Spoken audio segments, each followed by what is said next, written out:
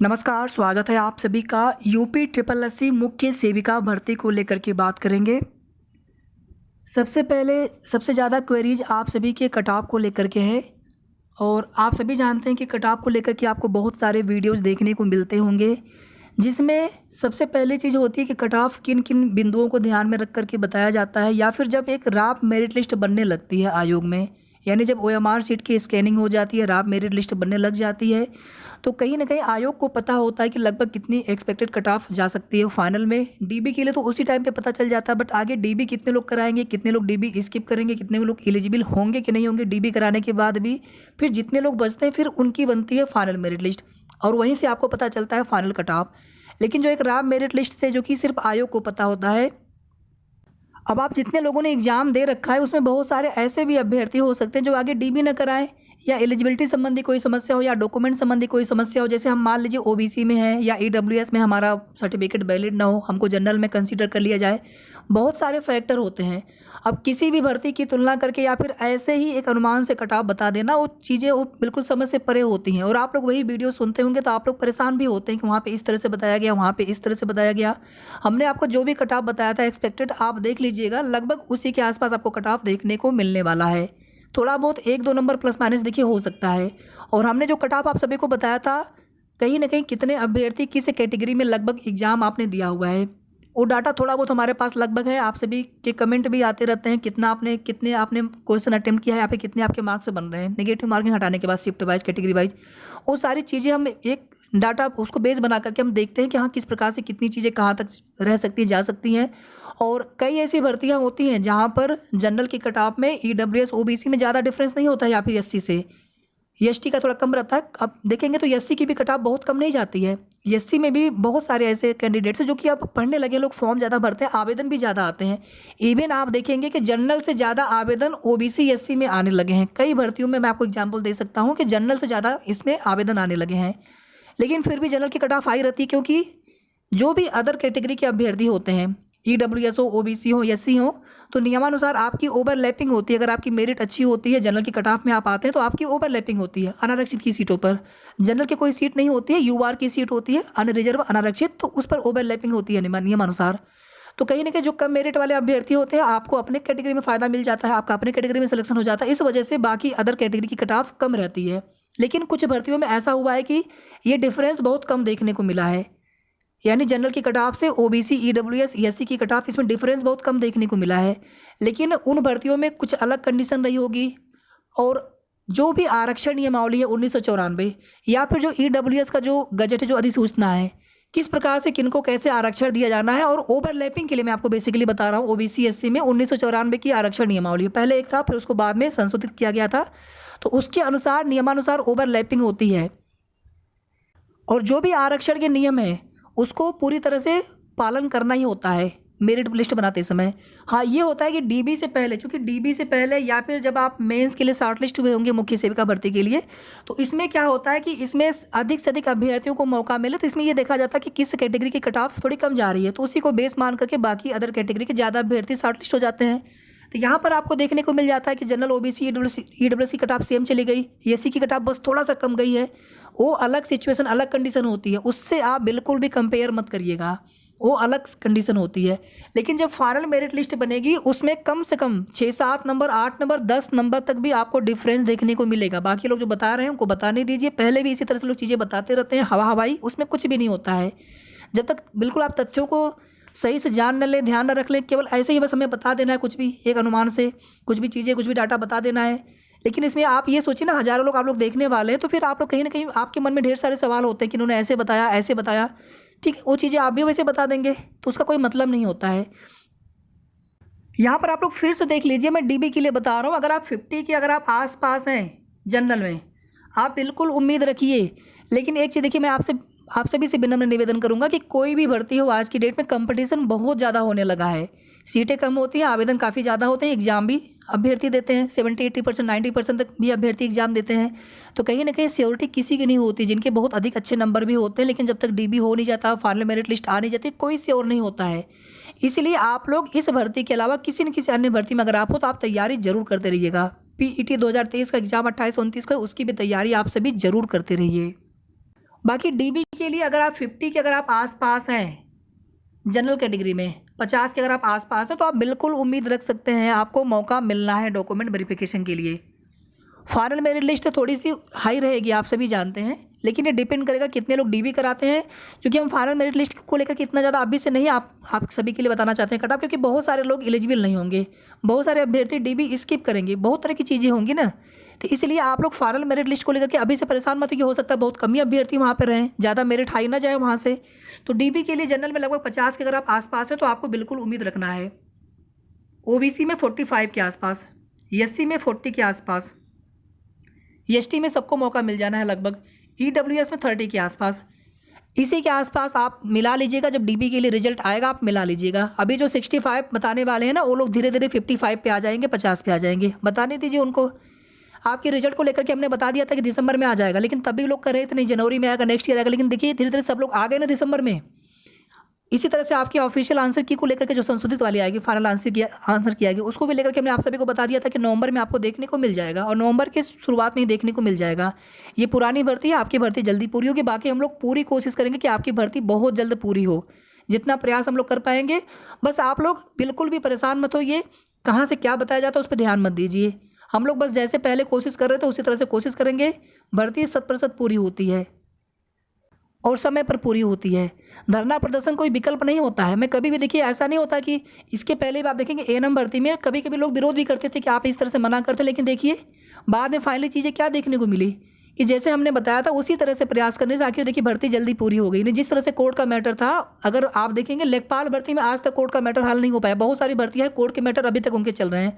Homeopathic pharmacist वालों को देख लीजिए कितना लंबा समय लग गया उनको कोर्ट का ऑर्डर आने के बाद भी। तो धरना प्रदर्शन एक अंतिम विकल्प होता है। हम लोग तांत्रिक तरीके से अपनी मांग और भी तरीकों से रख सकते हैं, मुख्यमंत्री जी से प्रत्यक्ष मुलाकात करके। वो 100% देखिए कुछ भी हो, लेकिन अगर हम लोग अपनी बात सही तरीके से रखते हैं, कोई भी सरकार हो जरूर हमारी बात सुनेंगे। इसी तरह से आपकी भर्ती भी बहुत जल्दी पूरी होगी। हम लोग सचिव सर से निवेदन करेंगे, फिर जरूरत पड़ेगी तो हम लोग मुख्यमंत्री जी से भी मिलकर के उनसे भी आग्रह करेंगे, निवेदन करेंगे, आपकी भर्ती जल्द पूरी होगी। और अगले साल लोकसभा चुनाव से पहले पहले आपकी भर्ती पूरी करा लेनी है। इतना ही नहीं, जैसे मान लीजिए किसी का सिलेक्शन अच्छे पद पर हो गया, हायर ग्रेड पेपर हो गया या फिर सेम ग्रेड पेपर है, तो उनसे भी हम लोग निवेदन करेंगे कि आप लोग डीबी स्किप कर दीजिएगा मुख्य सेविका का। हम कोशिश करेंगे अपने स्तर से, हम खुद कोशिश करेंगे। बाकी देखिए बहुत सारे ऐसे भी सिस्टर होंगे जिन्होंने एग्जाम दे दिया होगा बट वो एलिजिबल नहीं होंगे, उनको पता भी होगा, तो डीबी के बाद फिर कहीं ना कहीं फिर उनको दिक्कत होती है। लेकिन फाइनल मेरिट लिस्ट में, क्योंकि देखिए एक चीज़ यहाँ पर ये भी है ना कि जब डीबी के लिए कम लोगों को बुलाया जाएगा, मान लीजिए डीबी के लिए 10,000 लोगों को बुला लिया गया, सपोज दैट, अब मान लीजिए कि इसमें लगभग 2-3 हज़ार ऐसे लोग हैं जो कि एलिजिबल नहीं है भर्ती के लिए, फिर कहीं ना कहीं जो एलिजिबल आप लोग होते हैं आपको मौका नहीं मिल पाता है। हम इसके लिए भी आग्रह निवेदन करेंगे, एक बार नहीं हम 100 बार करेंगे, बार बार करेंगे, क्योंकि मुझे पता है इस बेरोजगारी के दौर में किसी एक परिवार में खुशियाँ आ गई मेरी वजह से तो मेरी मेहनत सफल हो जाएगी। इसीलिए हम अपने स्तर से पूरी कोशिश करेंगे कि आप में से जिनका भी सिलेक्शन, आप में से जिनकी भी एलिजिबिलिटी संबंधी प्रॉब्लम हो, जैसे आप सभी जानते हैं कि बीएससी एलिजिबल ही नहीं है। अगर आपने बीएससी के नाम से अगर आपने स्नातक किया है तो ये आपका एलिजिबल ही नहीं माना जाएगा। तो आप लोग प्लीज़ स्किप, डीबी स्किप करिए, क्योंकि आपको पता है कि आपका होगा नहीं। बाकी देखिए सब कुछ आपके ऊपर निर्भर होता है, स्वेच्छा पर होता है कि आपको क्या करना है, लेकिन आप लोग अर्हता संबंधी चीज़ें देख लेंगे। बाकी देखिए स्नातक में 1 साल 2 साल 3 साल सब्जेक्ट है, उसका कोई मैटर नहीं है। लेकिन अगर आप स्नातक बीएससी के नाम से किए हैं, साइंस साइड से अगर आपका इस तरह से है, तो फिर आप एलिजिबल नहीं होंगे। कला स्नातक ही होना चाहिए, या फिर वो विषय ही नहीं है जो विषय, जैसे हमने किसी से बात की थी, उन्होंने कहा था कि उनका हिंदी इंग्लिश कुछ और एक सब्जेक्ट उन्होंने बताया हुआ था, यानी जो विषय मांगा गया है वो विषय ही नहीं है उनके पास, और उनके नंबर बहुत अच्छे हैं, 72 कुछ नंबर वो बता रहे थे। अब आप सोचिए कि क्या फ़ायदा, अगर वो डीबी स्किप कराएंगे तो उनका तो सिलेक्शन होना नहीं, लेकिन एक सीट खराब होगी। तो आप सभी बहनों से हमारा निवेदन है कि आप लोग प्लीज़ डीबी स्किप कर दीजिएगा। अगर आपको बिल्कुल कन्फर्म हो कि नहीं हमारा इस भर्ती में नहीं होना है, हम एलिजिबल ही नहीं है, बस हमने एग्जाम तो दे दिया लेकिन एलिजिबल नहीं है। बाकी आपको कोई भी डाउट लगे आप हमसे बात कर सकते हैं, पूछ सकते हैं, या फिर आप आयोग में जाकर के पता कर सकते हैं कि सर हमारी ये कोर्स हमने किया था, हमारी ये स्नातक है, क्या हम एलिजिबल हैं भर्ती के लिए, वहाँ से बिल्कुल आपको क्लियर पता चल जाएगा। तो डीबी स्किप करने से ये होगा कि किसी बेरोजगार एक सिस्टर को नौकरी मिल जाएगी, जिनको नौकरी की आवश्यकता है, सीटें बहुत कम है। जब शॉर्ट लिस्टिंग हो लगभग 10,000 के आसपास आपको शॉर्ट लिस्टिंग, देखिए आप गुना वाले पे मत जाइए, जो हमने आपको बताया था वही नियम है। आयोग में एक नियम है कि कितनी सीटें होंगी तो कितने गुना को बुलाया जाएगा, 500 से कम सीटें होंगी तो कितने गुना को बुलाया जाएगा, 1000 सीटें होंगी तो कितने गुना को बुलाया जाएगा। अभी मुख्य परीक्षा के लिए शॉर्ट लिस्ट होते हैं 15 गुना का नियम है, लेकिन देखिए ग्राम पंचायत अधिकारी भर्ती में 45 गुना अभ्यर्थी शॉर्ट लिस्ट हुए हैं। कैसे? तो उसका कुछ रूल होता है। हमने बताया आपको सभी को कि एक कैटेगरी को उसमें आधार मान करके बाकी अदर कैटेगरी में अधिक से अधिक अभ्यर्थियों को मौका मिल जाता है। जो कैटेगरी की कट ऑफ कम जाती है ना उसको आधार माना जाता है। इस तरह से आयोग भी चाहते हैं कि अधिक से अधिक को मौका मिल जाए। ये संख्या ज़्यादा होगी कम नहीं होगी, और जो हमने बताया था कितने गुना उतने ही गुना। अब आप उससे मत देखिएगा अगर आपकी हमने ये बताया था तो यहाँ पे तो इतने गुना हो जाएंगे, ठीक है। वो सब चीज़ें मैं आपको विस्तार से अलग से वीडियो में बता दूंगा कि कैसे वो चीज़ें होती हैं, ठीक है। उसके लिए बिल्कुल निश्चिंत रहिएगा।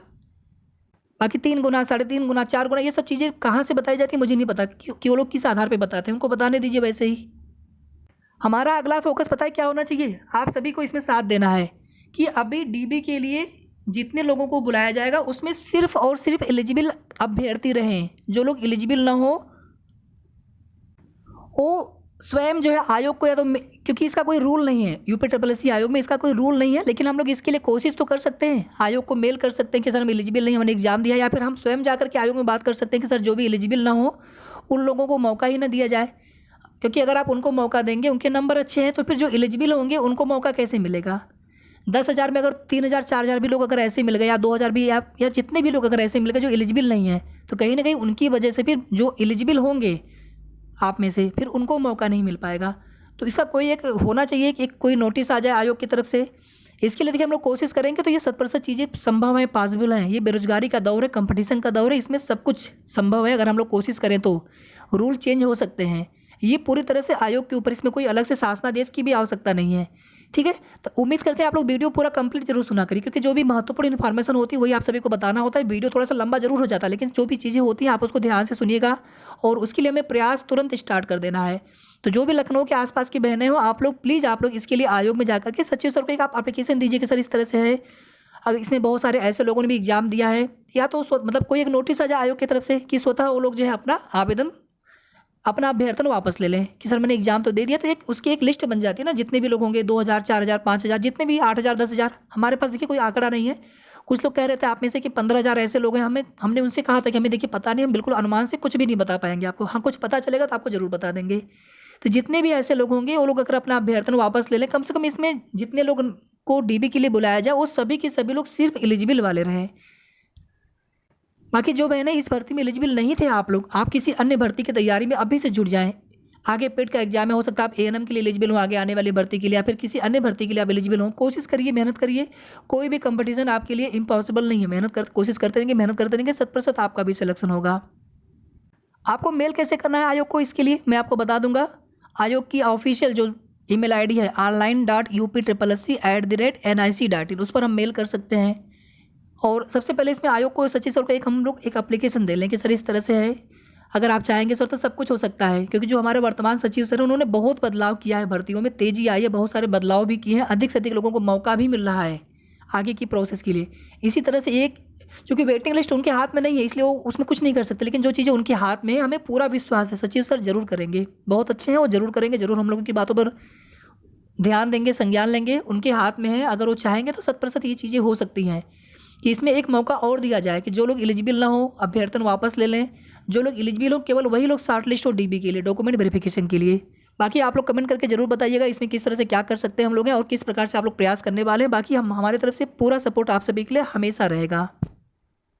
वीडियो को आप सभी प्लीज़ लाइक करके शेयर भी कर दिया करें, ताकि सभी तक सही जानकारी पहुँचे, सभी तक पहुँच जाए। तो आप लोग शेयर भी कर दिया करें, और अगर आपने अभी तक चैनल को सब्सक्राइब ना किया हो तो सब्सक्राइब आप सबसे पहले कर लीजिएगा।